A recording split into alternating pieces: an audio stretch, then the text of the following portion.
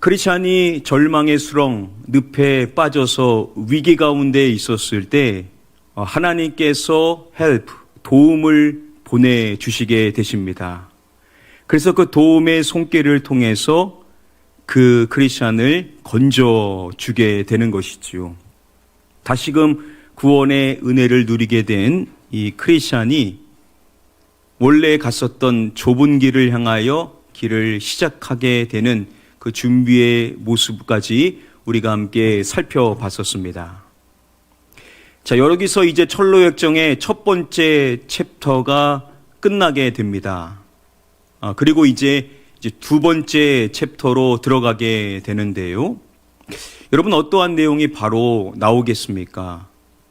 우리가 살펴본 것처럼 크리스찬이 멸망의 도시에서 출발을 해서 순례 여정을 가다가 물론 절망의 수렁에 빠졌지만 하나님의 도움으로 그가 다시 일어서게 되었고 이제 그가 출발하게 되어서 어떠한 믿음의 여정을 하게 되는지에 대하여서 2장에서 바로 내용이 나오겠지요.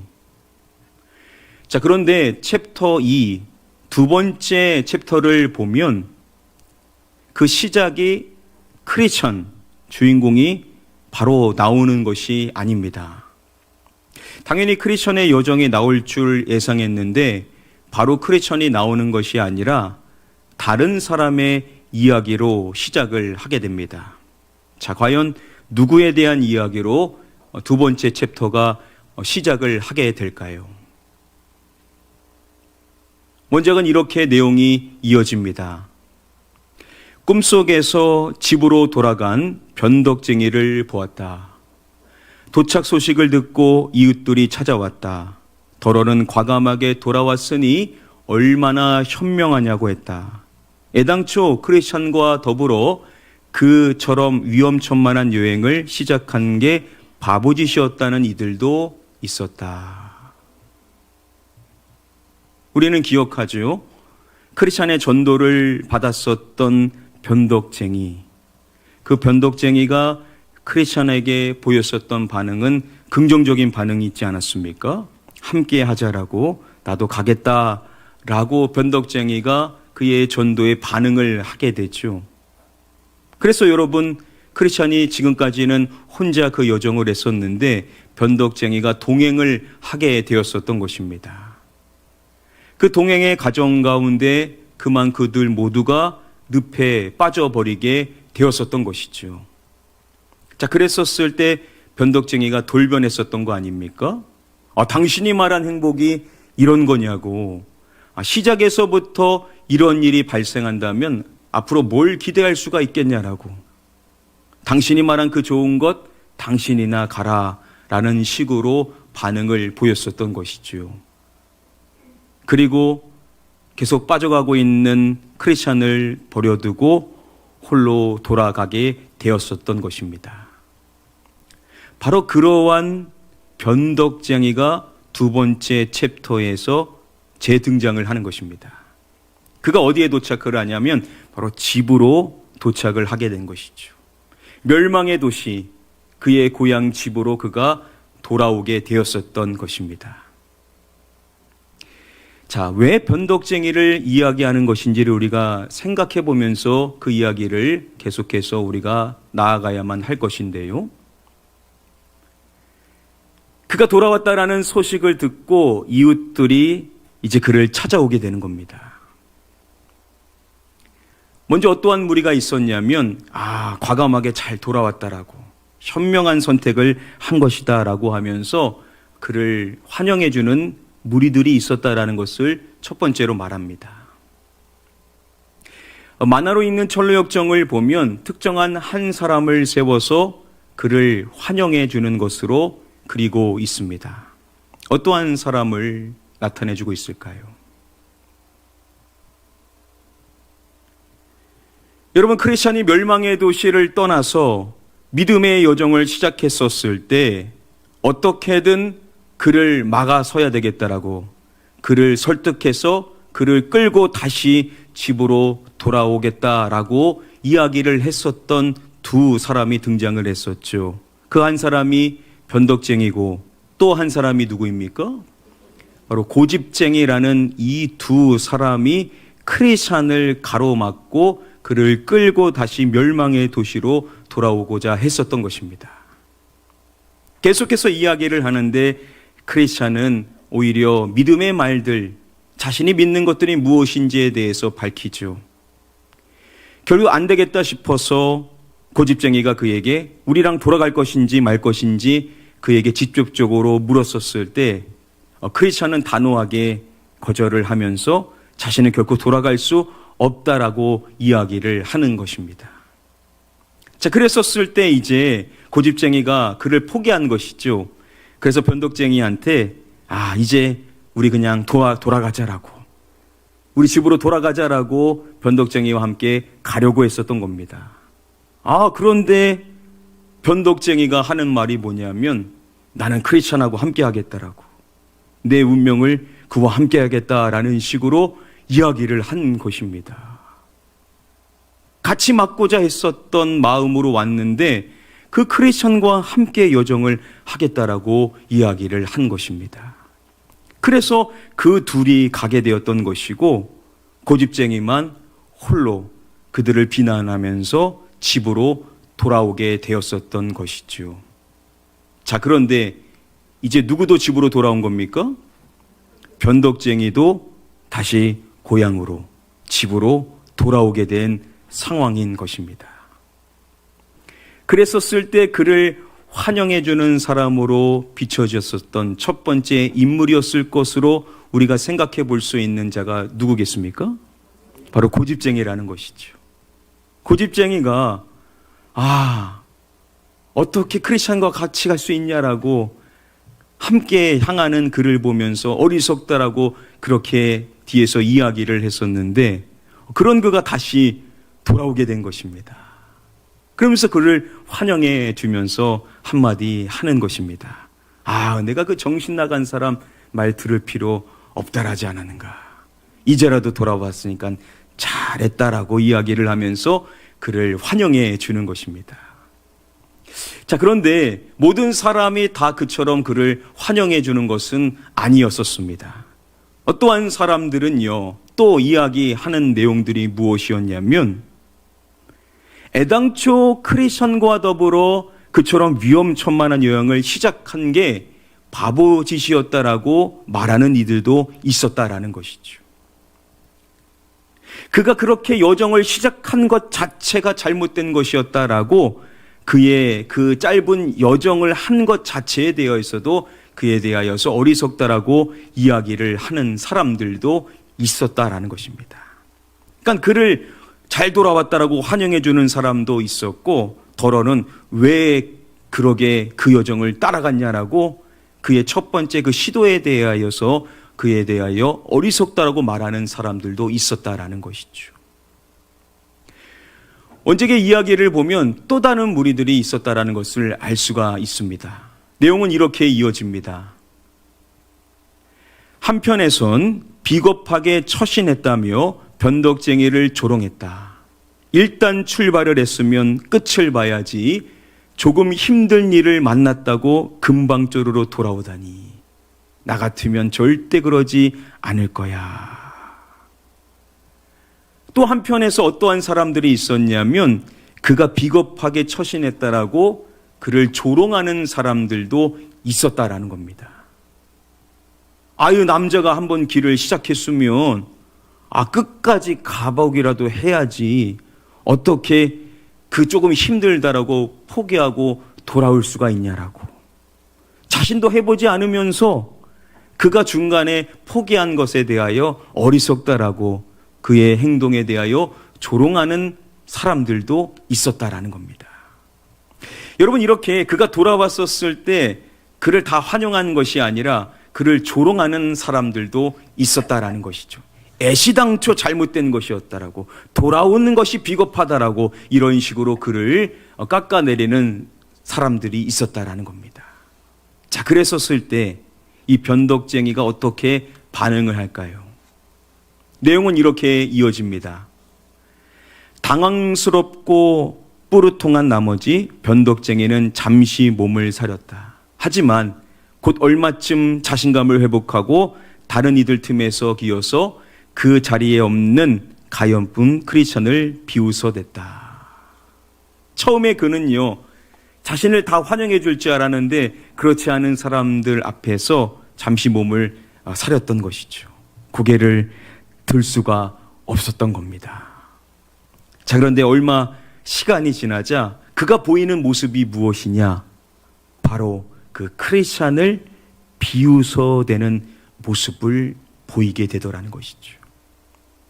그가 분위기를 몰아가는데 뭐라고 몰아가냐면 그 크리스찬한 사람 때문에 내가 이렇게 된 것이라고 하면서 그 사람이 얼마나 정신 나간 사람인지, 내가 생각해 보면 그 정신 나간 사람을 따라갔던 것이 얼마나 어리석었는지, 크리스찬에 대하여 비난의 화살을 돌림으로써 분위기를 바꿔 나갔었던 것이겠죠. 자, 이렇게 변덕쟁이가 돌아왔었을 때 결국 보이는 모습이 뭐냐? 믿음의 사람을 비웃어대고 조롱하며 그를 비난하는 이야기를 하더라는 것입니다.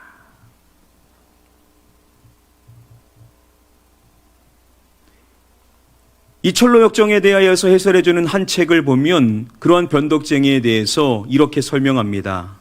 변덕쟁이는 더욱 강팍해져서 크리스찬을 몹시 비난하고 조롱하였다. 이러한 변덕쟁이의 모습은 순례기를 쉽게 생각하고 나섰다가 포기하는 자에게서 자주 나타나는 현상이다. 교회에 출석하다가 시험을 만나 넘어지고 교회를 떠나는 자들이 교회를 더욱 강하게 비난한다. 바로 그러한 심령이, 바로 그 심령이 강팍해졌기 때문이다. 바로 이 변덕쟁이는요, 그 크리스천에 대하여서 몹시 비난하고 조롱을 했다라는 것입니다. 사람들 모두가 함께 그를 조롱하고 비난하도록 분위기를 만들었다라는 것이겠죠. 그가 그렇게 한 데에는 이유가 있다라는 겁니다. 그러한 그의 모습은 믿음의 여정, 그 순례길을 나섰다가 포기했었던 그러한 사람들에게서 자주 나타나는 모습에 해당이 된다라는 것이죠. 여러분, 그렇죠.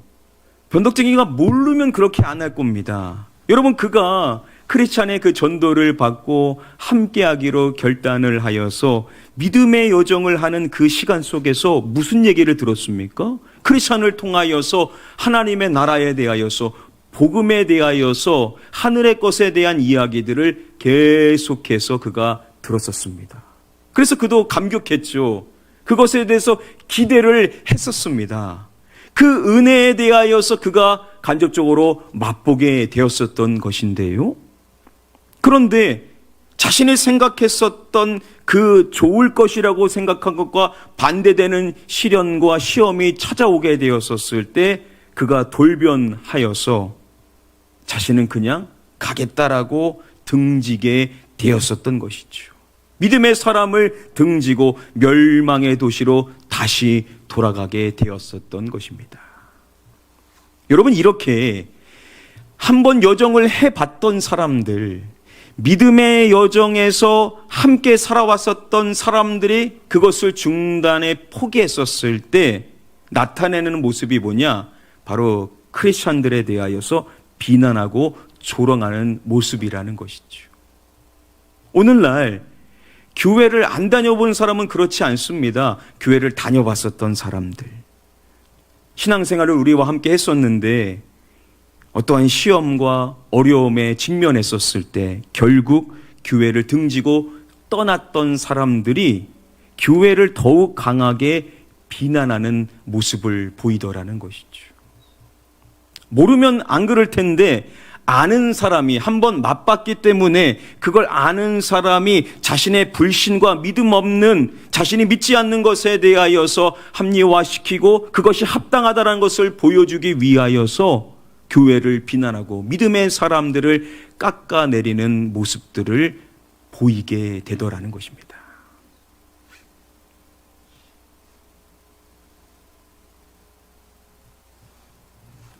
서울 경기 지역의 버스, 시내버스 광고로 나왔었던 내용 가운데 이러한 내용이 있었습니다. 바로 리차드 도킨슨이 말했었던 내용을 인용한 것을 그 버스에 부착을 해서 광고를 하는 것입니다. 그 가운데 한 가지 내용이 뭐냐면, 신이 없어도 인간은 열정적이고 영적일 수 있다. 만들어진 신의 저자인 이 리차드 도킨슨은 적극적인 무신론자이자 불가지론자로서 믿음의 사람들에 대하여서 비난하면서 왜 기독교가 거짓인지에 대하여 설파하는 대표적인 사람입니다.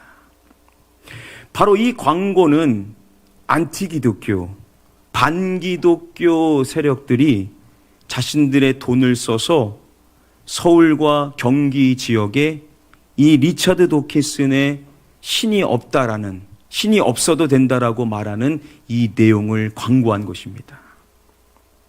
그냥 본인들만 안 믿으면 되지 왜 다른 사람들도 못 믿게 만들고자 무신론을 지향하도록 왜 부추기냐라는 것이지요. 그런 데에는 이유가 있다라는 거 아니겠습니까? 이러한 일을 주도한 자들이 누구냐면 소위 반기련, 바로 반기독교 시민운동 연합이라는 단체에 속한 사람들입니다. 나무위키에 따르면은요, 여기에 속한 사람들을 설명할 때 반기련 대부분은 타종교인이 아니라 기독교인으로 신앙생활을 하다 교회를 등진 사람들이니라고 말합니다. 이 반기련의 대부분의 사람들은 누구냐면요, 타기독교인이 아니라 기독교인이었었던, 우리랑 똑같이 교회에서 신앙생활을 원래 했었던 사람들이라는 겁니다. 그런데 그러한 사람들이 교회를 등지게 되더라는 것이죠. 그들이 교회를 등졌을 때 보이는 모습이 뭐냐면 기독교에 대하여서 안티를 자청하면서 왜 기독교가 거짓인지, 왜 신이 없어야만 하는지 이러한 이야기들을 설파하면서 믿는 사람들의 믿음을 없이 만들고 믿음 없는 사람들이 끝까지 못 믿도록 만드는 일들을 부추기게 되더라는 것이죠. 한때는 함께 신앙생활을 했었던 사람들이 이렇게 하더라는 겁니다. 안타깝게도 제 주변에 있던 사람들 가운데도 이러한 일에 동참하는 사람이 있습니다. 한때는 함께 신앙생활을 했었고 같이 새벽 기도를 했었던 사람인데요.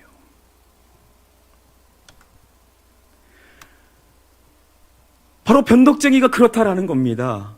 크리스찬과 함께 여정을 하면서 하나님의 나라에 대하여서 들었고 느꼈고 또 간접적으로 체험했었던 그가 결국 크리스찬을 등지고 다시금 멸망의 도시로 돌아왔었을 때 사람들에게 떠벌리면서 하는 이야기가 크리스천에 대하여서 비웃어대는 이야기, 그를 비난하고 조롱하는 이야기들을 계속해서 하더라는 것이죠.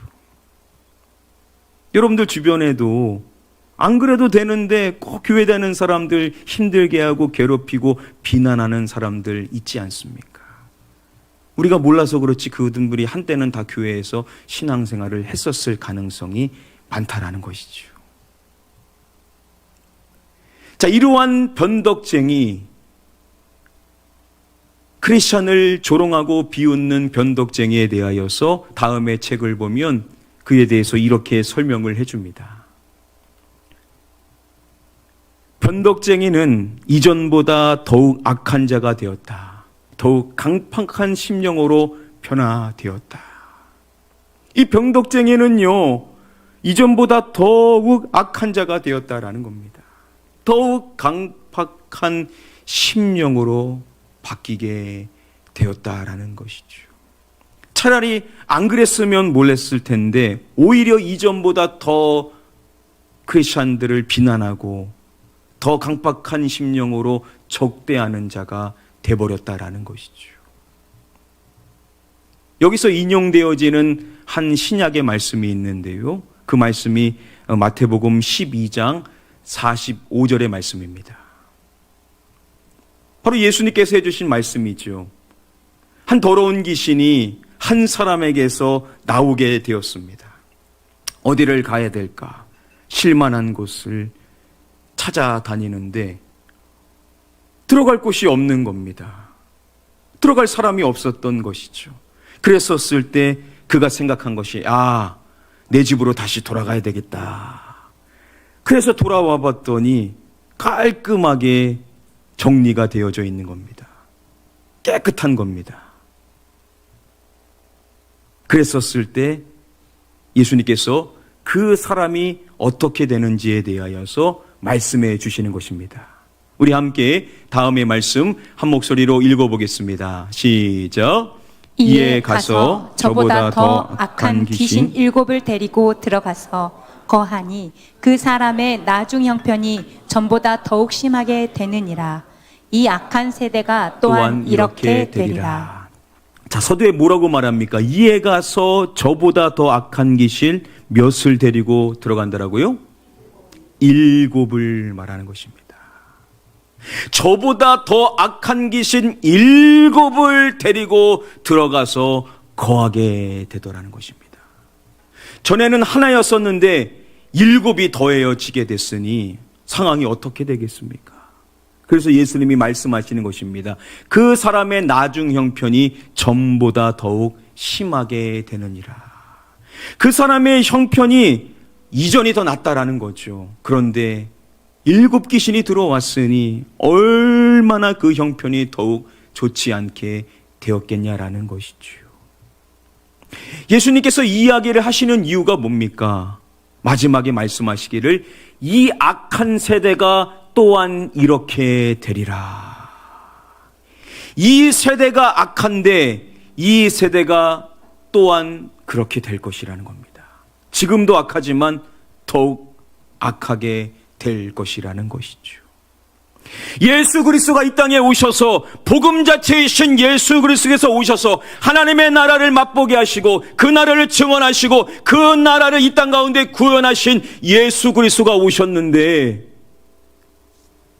그 은혜를 맛봤던 자들이 오히려 더 예수 그리스도를 등지게 되는 모습들이 보이게 되더라는 것이죠. 모르면 그러지 않을 텐데 아는 자들이 더 악해지게 되더라는 것입니다. 여러분, 오늘날 시대가 어떠한 시대입니까? 우리는 마지막 때를 인생을 살아가고 있습니다. 우리가 그 마지막이 언제인지는 결코 알 수 없지만 우리가 점점 더 그 시기가 가까워지고 있다는 것은 결코 부인할 수 없는 사실이겠죠.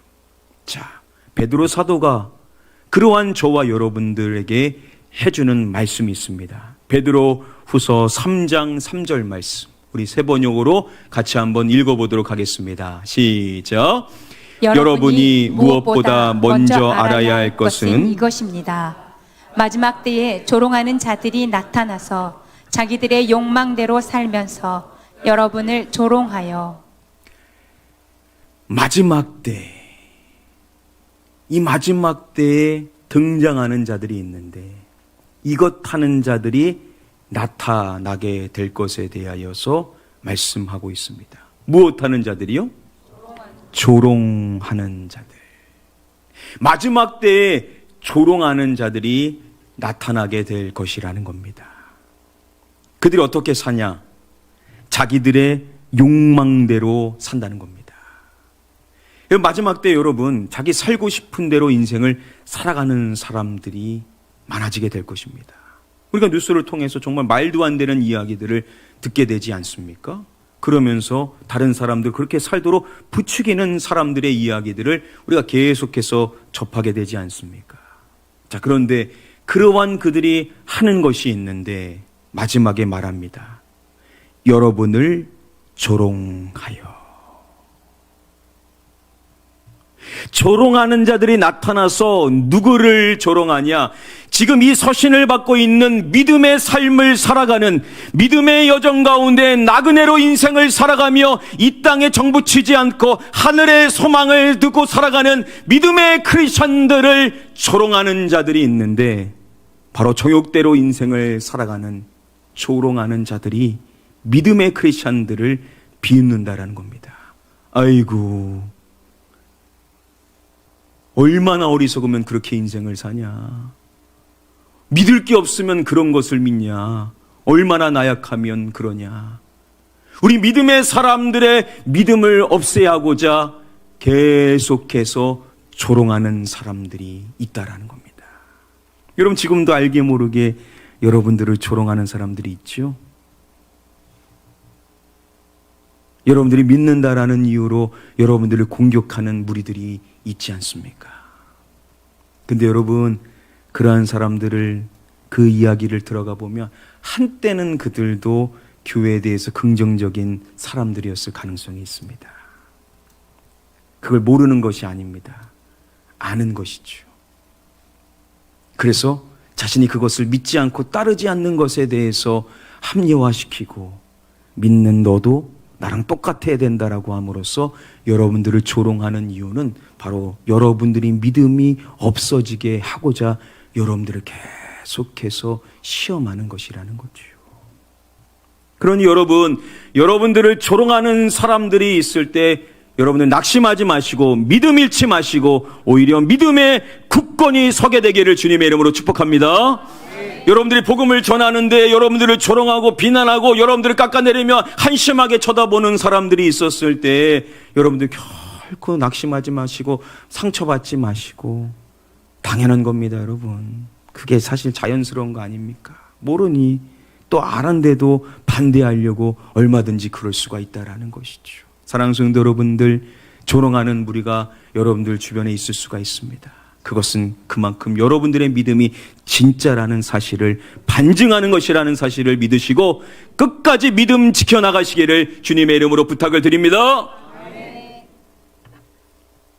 복음성가 가운데 다음의 제목의 찬양이 있습니다. 오직 믿음으로. 여러분, 이 찬양의 가사 어떻게 시작합니까? 세상 흔들리고 사람들은 변하여도 나는 주를 섬기리. 세상은 흔들리고 사람들은 변하여도 나는 주님을 섬기리. 그렇습니다, 여러분. 세상은 계속해서 흔들리게 될 것이고 믿음의 사람이었던 사람들조차도 변하게 되는 마지막 때를 우리가 살아가고 있습니다. 여러분, 이러한 시기 속에서 저와 여러분들은 마음 변치 않고 흔들리지 않고 변하지 않고 한결같이 믿음으로 주님을 섬기며 살아가야 될 줄 믿습니다. 우리 가나안 교회는 그 어떠한 교회보다 믿음이 살아있어서, 뜨거운 믿음을 갖고 있어서 누구의 비난과 조롱과 깎아내림과 우리를 헐뜯는 사람들이 있다 하더라도 결코 믿음 흔들리지 않고 변하지 않고 끝까지 주님을 섬기는 자가 되어야 될 줄 믿습니다. 그러한 교회가 되어야 될 줄 믿습니다. 그러한 한 사람 참된 그리스도인이 저와 여러분들이 되어야만 될 줄 믿습니다. 오직 믿음으로 인생을 살아간다라는 것. 믿음은 살아내는 것입니다. 의인은 무엇으로 산다라고요? 믿음으로 산다라는 겁니다. 우리가 마지막 날까지, 예수 그리스도가 다시 오시는 그날까지 우리가 믿음으로 인생을 산다는 것은 말로만 하는 것이 아닙니다. 내가 삶으로 살아내는 것, 내 믿음이 진짜라는 것을 보여줘서 누가 뭐라 하더라도 믿음 잃지 않고 끝까지 예수 그리스도만이 나의 주님이시오 나의 왕이시오 참된 구주임을 내 삶으로 증명해 나가는 것, 그것이 믿음의 사람, 의인의 삶인 줄 믿습니다. 그 한 사람을 우리 주님이 찾으시고 계시고 우리 가나안 교회 성도님들 모두가 그 한 사람이 되셔서 우리 주님 다시 오실 때 여러분들로 인하여 우리 주님이 기뻐하실 수 있게 되기를 마지막으로 주님의 이름으로 간절히 축복하며 축원합니다.